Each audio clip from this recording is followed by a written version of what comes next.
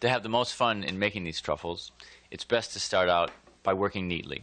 It saves time later when in the middle of a complex process you don't have to stop and go look for a thermometer or a spoon or a whisk.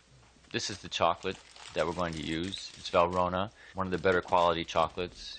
You may also use Lindt, Calbo, Suchard.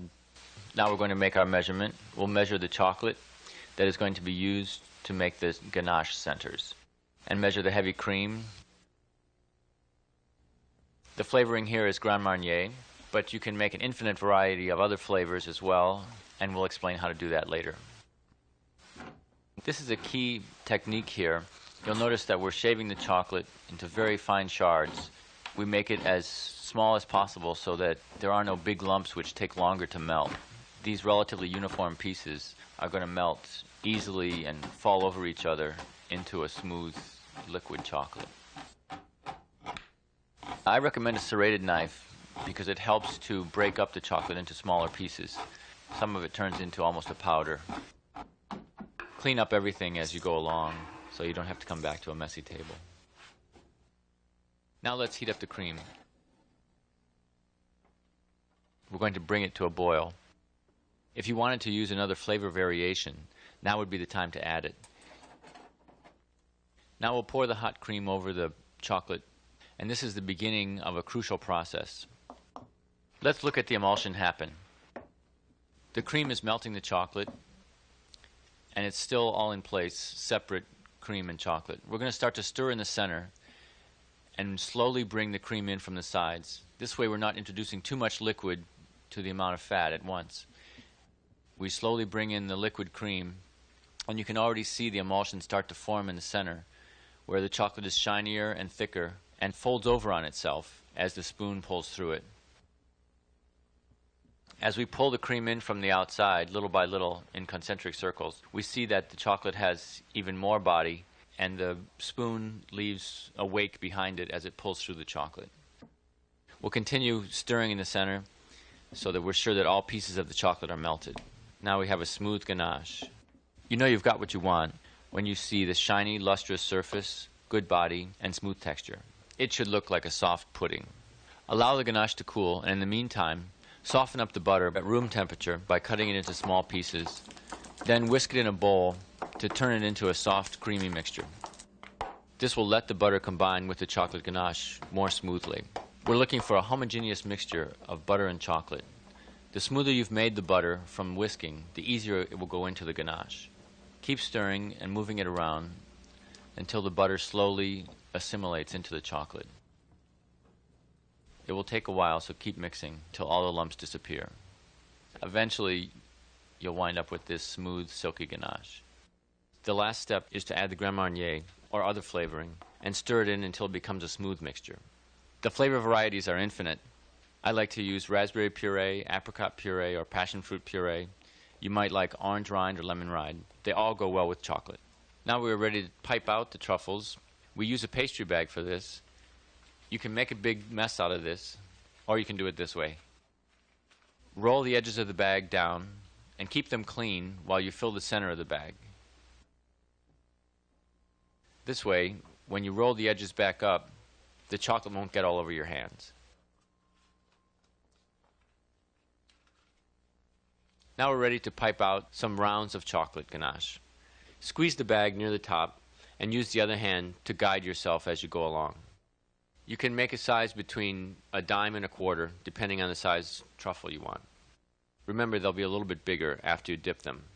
You'll never get them perfectly round at this point, but lift up the bag with a twist of the wrist as you finish squeezing the chocolate, so you come up with a Hershey's Kisses type shape.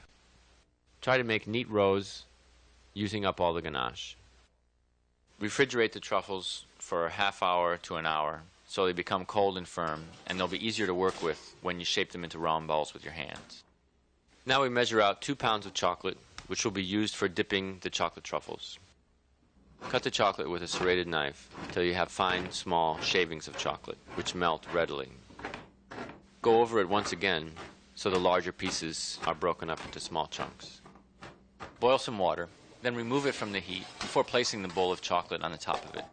You want to stir this chocolate frequently so that the heat does not build up on the bottom of the bowl. Chocolate burns easily at temperatures over 160 degrees Fahrenheit. We're going to bring this chocolate to 120 to 125 degrees Fahrenheit. You'll soon have a bowl of melted chocolate. Tempered chocolate has a shiny, hard surface and a smooth finish when it's set, and no white streaks of cocoa butter. We first heat the chocolate to 120 degrees Fahrenheit, making sure that it's well mixed together and all the pieces are melted. Now we take the temperature of the chocolate to be sure we've reached 120 degrees. I like to tape a chocolate thermometer to the edge of the bowl. This leaves your hands free to stir the chocolate without worrying about the thermometer. We need to bring the chocolate temperature down now to 86 degrees Fahrenheit.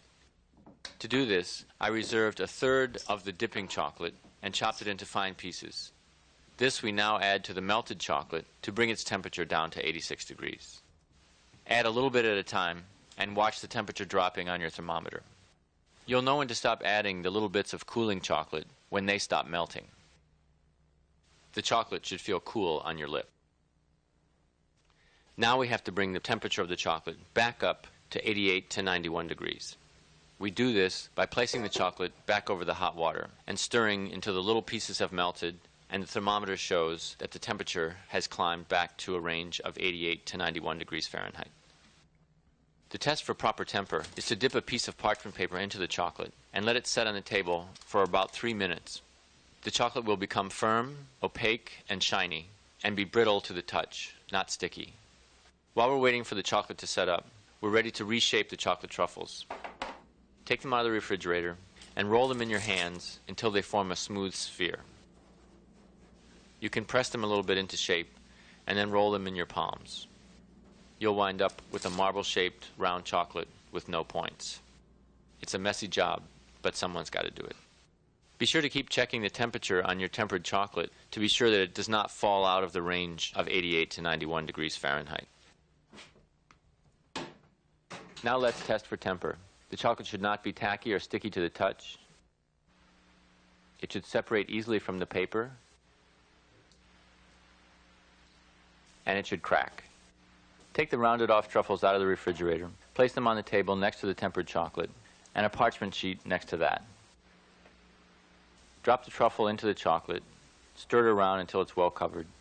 Pick it up with a fork, and tap gently on the side of the bowl to remove the excess chocolate. Place it on the parchment, and repeat with the next truffle. As the truffles set on the parchment paper, the chocolate will begin to set into a smooth, shiny shell. Let's look inside.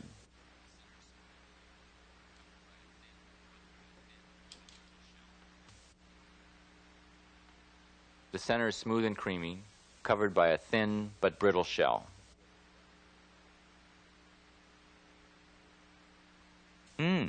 So good. And they're really so good for you, too. I eat 5 or 6 a day.